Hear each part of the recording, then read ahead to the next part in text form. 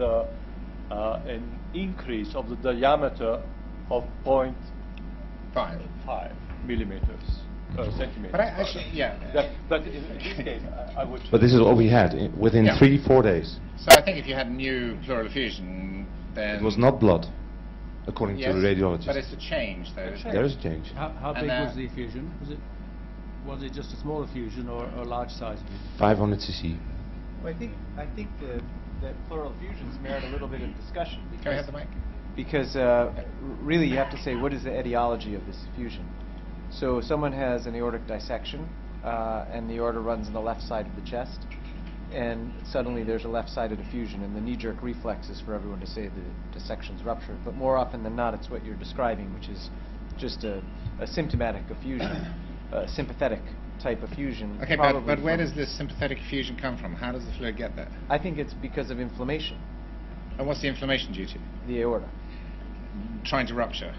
Well, it's been dissected, so it's not very happy. So open surgeons know that if you operate on a symptomatic aneurysm, that quite often there's edema in the tissues, and sometimes you find that with frank rupture. So the fact that you've got a sympathetic effusion, does that mean your aorta is unstable? Would it turn you to be more active, even if it wasn't associated with a 0.5? No. What about chest pain and a sympathetic effusion? Well, but the thing that you have to look at 3 days, 4 days is the patient adequately medically managed?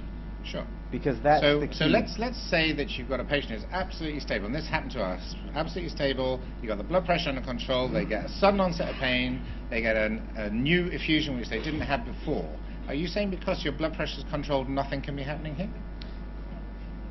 No. What I'm saying is that if you have a patient who's adequately medically managed, and for me that means that their heart rate's generally less than 60 and their blood pressure's systolic pressure's below 100, and they've been stable and they don't have pain, and they have an aortic and they have a sympathetic effusion on the left side, that would not be an indication for surgery. Okay, so if they have pain and they'd had no effusion, they get an effusion, that would be an indication that you should be more active. If there are other symptoms besides the sympathetic effusion, I would be more concerned. Okay, is anyone going to agree? Hasn't?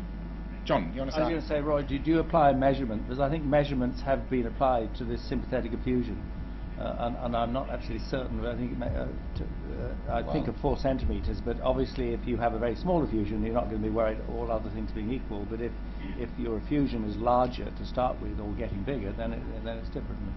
Well, you know, I tell you from personal experience, when I joined my late mentor, Dr. Crawford, in the 80s. And I operate on quite a few patients with pleural effusion, like 1/3, and rupture of a descending thoracic aortic aneurysm, whether dissection or medial degenerative, it's a hemodynamic clinical diagnosis. If you have pleural effusion, you don't operate on them per se. And currently, I'll put chest tube and blood comes out. But if the blood pressure is okay, the hemoglobin, you just wait. And I have quite a few patients. And that's true even for a pericardial effusion. I mean, so hemodynamic instability means there is a hole in the aorta. But if there is none, you can wait. Awesome. Are we agreeing? Yeah, I agree. Wow. I think I'll just get a flag. Do you agree with that, Mike? Yeah, I would agree. I would like to come back to this continuous discussion on acute and chronic. Oh, hang on, can we just ask you what you do? Sure. Well, we figured because this was a young female with obviously connective tissue disorder, growing aorta, pleural effusion, normal tension. We replaced the thoracic aorta through a thoracotomy because we didn't dare to put in a stent graft.